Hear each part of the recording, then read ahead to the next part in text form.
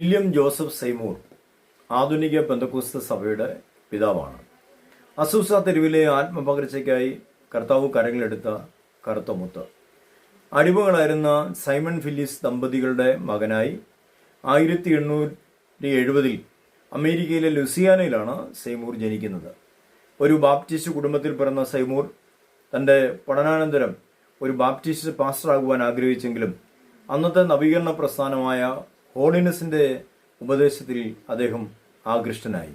ലുസിയാനയിൽ നിന്നും താമസം മാറിയ സെയ്മൂർ പിന്നീട് അപ്പോസ്തലിക ഫെയ്ത്ത് മൂവ്മെന്റ് എന്ന പ്രസ്ഥാനത്തിന് നേതൃത്വം നൽകുന്ന ചാൾസ് എഫ് പർഹാമുമായി സുഹൃത്ത് ബന്ധത്തിലായി. സെയ്മൂറിന്റെ ജീവിതത്തിലും ശുശ്രൂഷയിലും പർഹാം ഒരു വഴിത്തിരിവായിരുന്നു. 1901 ആഗ്നസ് ഓസ്മാൻ എന്ന ഒരു സഹോദരി പരിശുദ്ധാത്മാഭിഷേകം പ്രാപിച്ചത് പർഹാം നേതൃത്വം നൽകിയിരുന്ന കാൻസാസിലെ ബഥേൽ ബൈബിൾ സ്കൂളിൽ വെച്ചായിരുന്നു. 1905 പർഹാം ഹൂസ്റ്റണിലേക്ക് വന്നു. പർഹാം നേതൃത്വം നൽകുന്ന ബൈബിൾ സ്കൂളിൽ സെയ്മൂറും ചേർന്ന് പഠിക്കുവാൻ ആരംഭിച്ചു. അമേരിക്കയിൽ അന്ന് ജാതീയ വിഭാഗീയത ശക്തമായിരുന്നതിനാൽ വെള്ളക്കാർ ഭൂരിപക്ഷമുള്ള ആ ബൈബിൾ സ്കൂളിൽ നീഗ്രോ വംശജനായിരുന്ന സെയ്മൂർ ഏറെ അവഗണിക്കപ്പെട്ടു. പലപ്പോഴും ക്ലാസ്സിന് പുറത്തിരുന്നാണ് അദ്ദേഹം തിരുവെഴുത്ത് പഠിച്ചത്. മാനസാന്തരപ്പെട്ടു എന്ന് പറയുന്നവർ മാനസാന്തരത്തിന് യോഗ്യമായ ഫലം കായ്ക്കാതെ സംഘടിതമായി സെയ്മൂറിനെ എതിർത്തുവെങ്കിലും സെയ്മൂർ നിരാശപ്പെട്ടു പോയില്ല.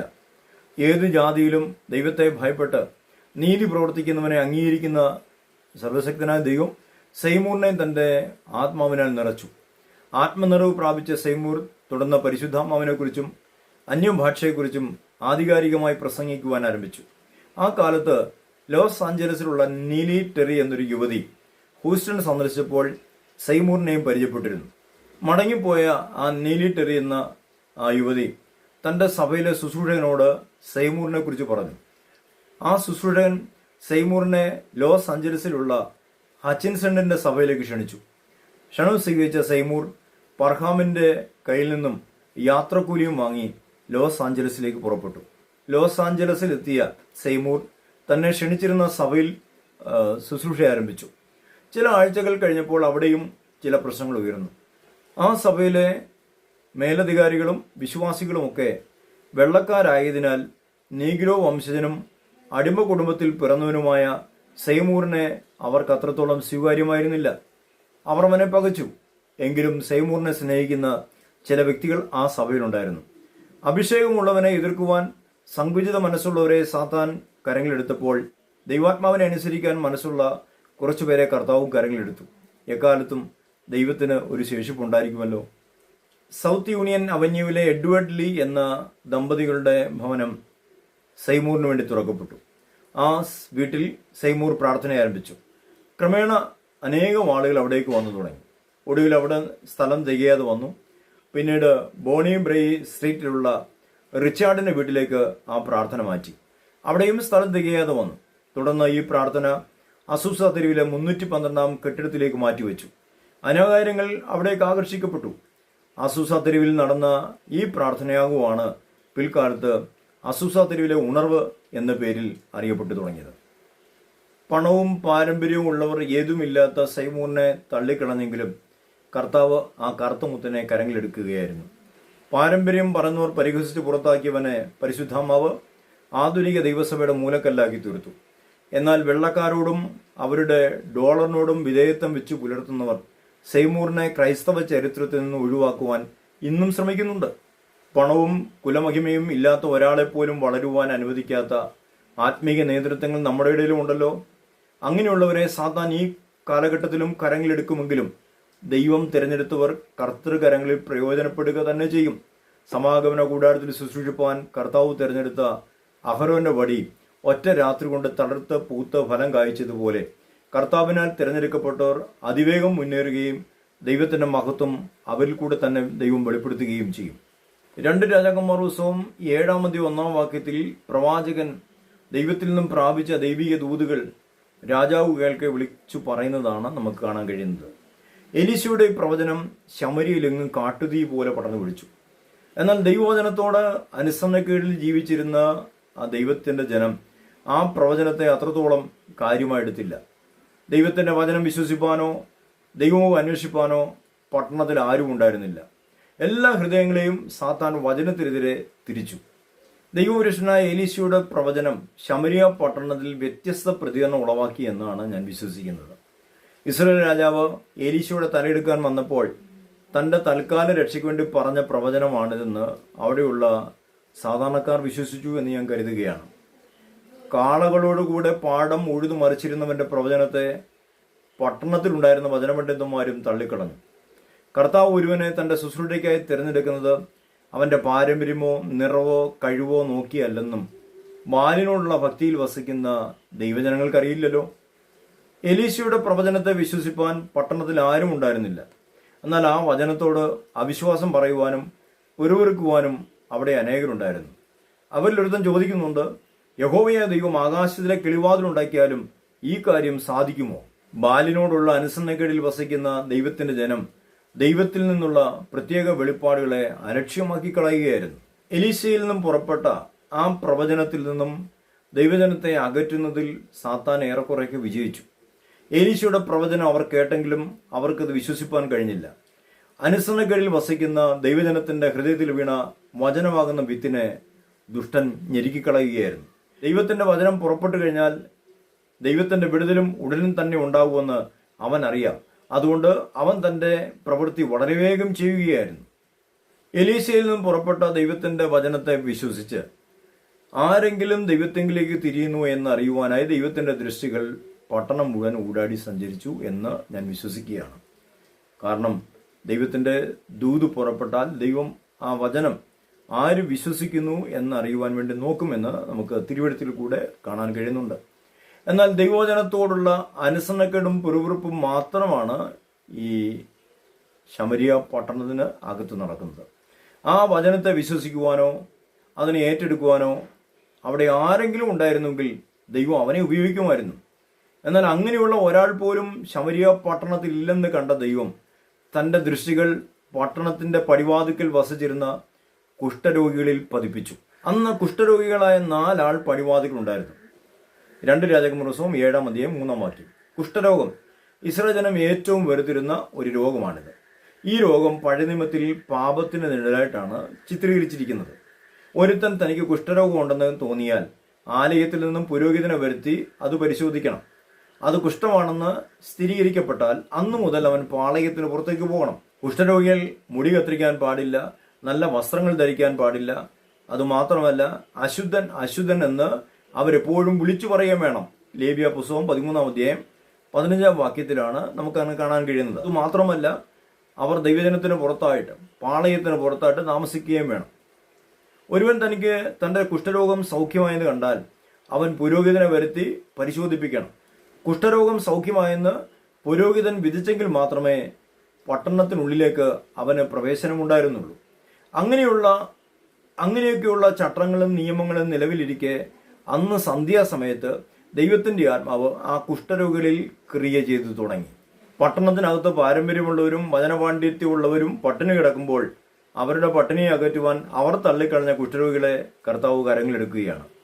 പട്ടണത്തിനകത്ത് ഉള്ളവർ എലീശയുടെ പ്രവചനത്തെ കേട്ടെങ്കിലും ആ വചനം നിവൃത്തീകരിക്കുമെന്ന് വിശ്വസിക്കുവാനാകാതെ ആ വചനത്തിനെതിരെ അവിശ്വാസം പറഞ്ഞപ്പോൾ എലീശയുടെ പ്രവചനത്തെ നിവൃത്തീകരിക്കുവാൻ ദൈവം തനിക്ക് ബോധിച്ചവരെ ഉപയോഗിക്കുകയായിരുന്നു.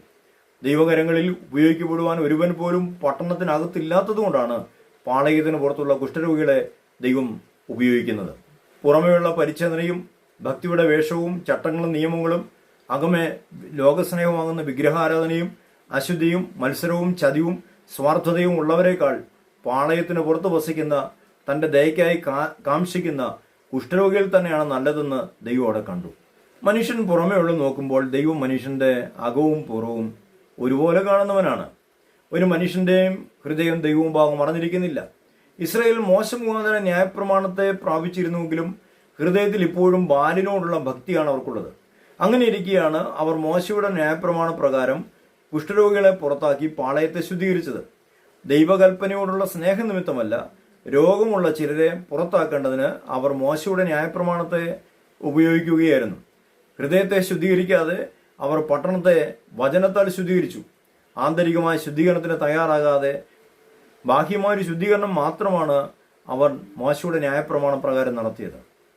പട്ടണത്തിലെ ദൈവജനം വിശുദ്ധിയും വേർപാടും പറഞ്ഞ് പാളയത്തിന് പുറത്തേക്ക് തള്ളിക്കളഞ്ഞ കുഷ്ഠരോഗികളെ എലീശയുടെ പ്രവചനം നിറവേറ്റുവാൻ ദൈവം കരങ്ങളെടുത്തു. 1 കൊരിന്ത്യർ 1-27 വാക്യത്തിൽ പറഞ്ഞുകൊണ്ട്, ബലമുള്ളതിനെ ലജ്ജിപ്പിക്കുവാൻ ദൈവം ലോകത്തിൽ ബലഹീനമായി തെരഞ്ഞെടുത്തു. ഉള്ളതിനെ ഇല്ലായ്മയാക്കുവാൻ ദൈവം ലോകത്തിൽ കുലഹീനവും നികൃഷ്ടമായതും ഏതുമില്ലാത്തതും തിരഞ്ഞെടുത്തു. തള്ളിക്കളഞ്ഞ കല്ലിനെ ദൈവം മൂലക്കല്ലാക്കുകയായിരുന്നു. ഇതുപോലെ തള്ളപ്പെട്ട അനേകരെ കർത്താവ് തന്റെ പദ്ധതിക്ക് വേണ്ടി ഉപയോഗിച്ചതായിട്ട് നമുക്ക് തിരുവചന ചരിത്രത്തിലും ക്രൈസ്തവ ചരിത്രത്തിലും നമുക്ക് കാണാൻ കഴിയുന്നുണ്ട്. ഇപ്രകാരം അവഗണിക്കപ്പെട്ടവർ കുഷ്ഠരോഗികളല്ലായിരുന്നുവെങ്കിലും അവരെ തള്ളിക്കളഞ്ഞ ഭൂരിപക്ഷമുള്ളവർ അവരെ വീക്ഷിച്ചത് ഇസ്രായേൽ ജനം കുഷ്ഠരോഗികളെ വീക്ഷിക്കുന്നത് പോലെയായിരുന്നു. എങ്കിലും അവർ ദൈവകരങ്ങളിൽ പ്രയോജനപ്പെടുകയും തങ്ങളെ നിന്ദിച്ചു പുറത്താക്കിയവരുടെ നിലനിൽപ്പിന് വേണ്ടി ദൈവകരങ്ങളിൽ ഉപയോഗിക്കപ്പെടുകയും ചെയ്തു. പഴയ നിയമ ചരിത്രത്തിലും പുതിയ നിയമ ചരിത്രത്തിലും ക്രൈസ്തവ ചരിത്രത്തിലും ഇതിനേറെ ഉദാഹരണങ്ങൾ നമുക്ക് കാണാൻ കഴിയുന്നുണ്ട്. യോസഫ് യാക്കോബിന്റെ 12 മക്കളിൽ 11-ാമനും ദൈവത്താൽ തിരഞ്ഞെടുക്കപ്പെട്ടവനുമായിരുന്നു. ബാല്യകാലത്തിൽ തന്നെ അവൻ ചില സ്വപ്നങ്ങൾ കണ്ടു. അപ്പനും അമ്മയും 11 സഹോദരന്മാരും തന്നെ നമസ്കരിക്കുന്നു എന്നതായിരുന്നു യോസഫ് കണ്ട സ്വപ്നം. ഇതോടുകൂടി സഹോദരന്മാർ അവനെ വെറുത്തു തുടങ്ങി. പകമൂത്ത സഹോദരന്മാർ യോസഫിനെ പൊട്ടക്കിണറ്റിൽ തള്ളിയിട്ടു, കൊല്ലുവാൻ ശ്രമിച്ചു. ഒടുവിൽ അവർ അവനെ 20 വെള്ളിക്കാശിന് ഇശ്മേലിയ കച്ചവടക്കാർ വിറ്റു എന്ന് തിരുവെഴുത്തു പറയുകയാണ്. ദൈവകൃപയുള്ളവനെ കുടുംബക്കാർ എല്ലാവരും ചേർന്ന് പുറത്താക്കിയെങ്കിലും ദൈവം ജാതികളുടെ നടുവിൽ അവനെ വളർത്തി. മിസ്രൈമിലെ ഭക്ഷ്യവകുപ്പ് മന്ത്രിയായിട്ട് ദൈവനെ ഉയർത്തി. യോസഫ് കണ്ട സ്വപ്നങ്ങൾ നിറവേറേണ്ടതിനും ദൈവത്തിന്റെ മഹത്വം വെളിപ്പെടേണ്ടതിനുമായി യഹോവയായ ദൈവം സകല രാജ്യങ്ങളിലേക്കും ക്ഷാമത്തിന്റെ ആത്മാവിനെ പ്രവർത്തിപ്പാൻ അവസരം കൊടുത്തു. ക്ഷാമത്തിൽ നിന്നും രക്ഷപ്പെടേണ്ടതിനു വേണ്ടി സകല രാജ്യക്കാരും മിസ്രൈമിൽ യോസഫിന്റെ അടുക്കിലെത്തി. ഒടുവിൽ സഹോദരന്മാരും അവന്റെ മുമ്പിലെത്തി അവനെ നമസ്കരിച്ചു. അവർ ബാല്യത്തിൽ കണ്ട സ്വപ്നം അവിടെ നിറവേറുകയായിരുന്നു. യോസഫിനെ അന്ന് സഹോദരന്മാർ ചേർന്ന് തള്ളിക്കളഞ്ഞെങ്കിലും ദൈവം അവരുടെ നിലനിൽപ്പിനായി അവനെ ഉപയോഗിക്കുകയായിരുന്നു. യാക്കോബ് ഗ്രഹം മിസ്രൈമിൽ പെറ്റുപെരുകേണ്ടതിനും യഹോവയായ ദൈവം യോസഫിനെ മിസ്രൈമിൽ ഒരു മൂലക്കല്ലാക്കുകയായിരുന്നു. ഇശായിയുടെ മക്കളിൽ ഏറ്റവും ഇളവനാണ് ദാവീദ്. പവിഴ നിറവുള്ളവനും സുനേത്രനും കോമളരൂപിയുമായിരുന്നു. ബാല്യം മുതൽ ആത്മീയ വിഷയങ്ങളിൽ തൽപരനായിരുന്നുവെങ്കിലും കുടുംബത്തിൽ ദാവീദ് അവഗണിക്കപ്പെട്ടവനായിരുന്നു. സഹോദരന്മാർ അവനെ ഒരുപക്ഷെ വെറുത്തത് അവന്റെ സൗന്ദര്യവും ആത്മീയ വിഷയങ്ങളിൽ അവനുള്ള ഔന്നത്യം കൊണ്ടായിരിക്കാം. ദാവീദ് സങ്കീർത്തന പുസ്തകം 27:10 ഇങ്ങനെ പറഞ്ഞുണ്ട്, എന്റെ അപ്പനും അമ്മ എന്നെ ഉപേക്ഷിച്ചിരിക്കുന്നു, എങ്കിലും യഹോവ എന്നെ ചേർത്തുകൊള്ളൂ. ഏറ്റവും ഇളയവരെയാണ് അപ്പനും അമ്മയും അധികം സ്നേഹിക്കാറുള്ളത്. എന്നാൽ അങ്ങനെ ഒരു സ്നേഹമോ പരിപാലനമോ ഇവിടെ ദാവീദിന് ലഭിച്ചതായിട്ട് നമുക്ക് കാണാൻ കഴിയുന്നില്ല. സഹോദരന്മാരുടെ സമ്മർദ്ദത്തിന് വഴങ്ങിയായിരിക്കാം അപ്പനും അമ്മയും ദാവീദിനെ അവഗണിച്ചു കളഞ്ഞത്. എന്നാൽ ഫെലിസ്ത്യ മല്ലൻ ഗോലിയാത്ത് ഇസ്രായേലിനെ വെല്ലുവിളിച്ചപ്പോൾ ഇസ്രായേൽ രാജാവും ദാവീദിന്റെ സഹോദരന്മാരായ പടയാളികളും ഒക്കെ ഓടി ഒളിക്കുകയായിരുന്നു. ഗോലിയാത്തിന്റെ വെല്ലുവിളിയെ നേരിടുവാൻ ധൈര്യമുള്ള ഒരാൾ പോലും ശൗലിന്റെ സൈന്യത്തിലില്ലായിരുന്നു. എന്നാൽ ദാവീദ് ആ വെല്ലുവിളി സ്വീകരിച്ചു. അരുവിൽ നിന്നെടുത്ത 5 കല്ലുകളിൽ ഒന്നുകൊണ്ട് ദാവീദ് ഗോലിയാത്തിനെ എറിഞ്ഞു വീഴ്ത്തി. അധികാരവും ആയുധവും ഉള്ളവർ ഭയത്തിനടിമപ്പെട്ടപ്പോൾ വചനത്തിൽ ധൈര്യമുള്ളവൻ വാളില്ലാതെ ശത്രുവിനെ കാൽക്കീഴിയാക്കി. ദാവീദിനെ അഹങ്കാരി എന്ന് വിളിച്ച സഹോദരന്മാരായ പടയാളികളുടെയും നീ ഒരു ബാലനല്ലോ എന്ന് പറഞ്ഞ് ദാവീദിനെ നിസ്സാരനാക്കിയ ശൗലിന്റെയും നിന്നെ അകറ്റുവാൻ യഹോവയായ ദൈവം ഇവിടെ ദാവീദിനെ ഉപയോഗിക്കുകയായിരുന്നു. 3-ാം നൂറ്റാണ്ട് മുതൽ ലോകമയത്വത്തിന് അടിമപ്പെട്ടിരുന്ന ക്രൈസ്തവ സഭയെ ക്രിസ്തുവിലേക്ക് തിരികെ കൊണ്ടുവരുവാൻ ദൈവം 16-ാം നൂറ്റാണ്ടിൽ മാർട്ടിൻ ലൂതർ എന്നു പേരുള്ള ഒരു വ്യക്തിയെ എഴുന്നേൽപ്പിച്ചു. ദൈവവചനത്തിന്റെ വ്യവസ്ഥയിലേക്ക് ജനം തിരികെ വരണമെന്ന് ലൂതർ ആഹ്വാനം ചെയ്തു. എന്നാൽ ലൂതറിൽ കൂടെ ഉണ്ടായ ഈ നവീകരണത്തെ അന്നത്തെ പാപ്പാമതവും അതിലെ പുരോഹിതന്മാരും ശക്തമായി എതിർത്തു. ലൂതറിനെ വേദവിപരീതിയായിട്ടും കള്ളക്രിസ്തുവായിട്ടും അന്നത്തെ സഭ മുദ്ര ചെയ്തു. ഇസ്രായേൽ ജനം കുഷ്ഠരോഗികളെ പാളയത്തിൽ നിന്നും പുറത്താക്കിയതുപോലെ തങ്ങളുടെ ചട്ടക്കൂട്ടിൽ അടങ്ങി ഒതുങ്ങി നിൽക്കാത്ത ലൂതറിനെ അന്നത്തെ ക്രൈസ്തവ സഭ പുറത്താക്കുകയായിരുന്നു. എന്നാൽ ക്രിസ്ത്യ ജീവിതത്തിന്റെ അടിസ്ഥാന തത്വമായ വിശ്വാസത്താല നീതീകരണം അത് ലൂതറിൽ കൂടെ വെളിപ്പെട്ട ദൈവവചന വെളിപ്പാടാണ്. റോമർക്കെഴുതിയ ലേഖനം 1-ാം വാക്യമാണത്. ആത്മീക ദർശനം നഷ്ടമാക്കി അതാത് രാജ്യങ്ങളിലെ ആചാരങ്ങളെയും അനുഷ്ഠാനങ്ങളെയും പിന്തുടർന്നു വന്ന അന്നത്തെ ക്രൈസ്തവ സഭ ലൂതറിനെ ഭ്രഷ്ടനാക്കിയെങ്കിലും പരിശുദ്ധമാവാൻ ദൈവം ലൂതറിനെ 16-ാം നൂറ്റാണ്ടിലെ ദൈവസഭയുടെ മൂലക്കല്ലാക്കുകയായിരുന്നു. ഇത് നിങ്ങൾ ശ്രദ്ധയോടെ കേൾക്കേണ്ട ഒരു ആശയമാണ്. ദൈവത്താൽ ഉണർത്തപ്പെടുന്നവർക്കും ശരാശരി ആത്മീയ നിലവാരത്തിൽ നിന്നും ദൈവകൃപയുടെ ആഴങ്ങളിലേക്ക് ഇറങ്ങുന്നവർക്കും തങ്ങൾ അംഗമായിരിക്കുന്ന കുടുംബത്തിൽ നിന്നോ ആത്മീക പ്രസ്ഥാനങ്ങളിൽ നിന്നോ ശക്തമായി എതിർപ്പ് വരും. കേവലം ഉപരിപ്ലവമായ അറിവുകളുടെ അടിസ്ഥാനത്തിൽ നിൽക്കുന്നവർക്ക് ദൈവികതയുടെ ആഴങ്ങളിലേക്ക് ഇറങ്ങുന്നവരെ ഉൾക്കൊള്ളുവാൻ കഴിയത്തില്ല. അങ്ങനെയൊരു ദുഷ്പ്രവണത വചനചരിത്രത്തിലും സഭാചരിത്രത്തിലും കാണുന്നുണ്ട്. ആ പ്രവണത ഈ തലമുറയിലും ആവർത്തിക്കപ്പെടും. ആത്മാവിലും സത്യത്തിലും ദൈവത്തെ ആരാധിക്കുന്നു എന്ന് പറയുന്ന ആധുനിക ദൈവസഭകൾ പരിശുദ്ധാത്മാവിന്റെ നിയന്ത്രണത്തിലേക്ക് മടങ്ങി വരുന്നില്ല എങ്കിൽ ലോകത്തിൽ ദൈവമഹത്വം വെളിപ്പെടുത്തുവാനും നിത്യജീവന നിയമിക്കപ്പെട്ടവരെ വിടുവിച്ചു കൊണ്ടുവരുവാനും കർത്താവ് തനിക്ക് ബോധിച്ചവരെ ഉപയോഗിക്കും. ഇപ്രകാരം ഒരു മുന്നേറ്റം ഇന്നുള്ള ദൈവസഭകൾക്ക് പുറത്തായി ആരംഭിക്കുമ്പോൾ ഇന്നുള്ള ദൈവസഭകൾ തന്നെ അതിനെ എതിർത്ത് നിൽക്കും. ഇസ്രായേൽ ജനം കുഷ്ഠരോഗികളെ പുറത്താക്കിയതുപോലെ ആധുനിക ദൈവസഭകളും അതിലെ പ്രമാണികളും ദൈവകരങ്ങളിൽ പ്രയോജനപ്പെടുന്നവരെ തിരിച്ചറിയാൻ കഴിയാത്തതിനാൽ അവരെ പുറത്താക്കും.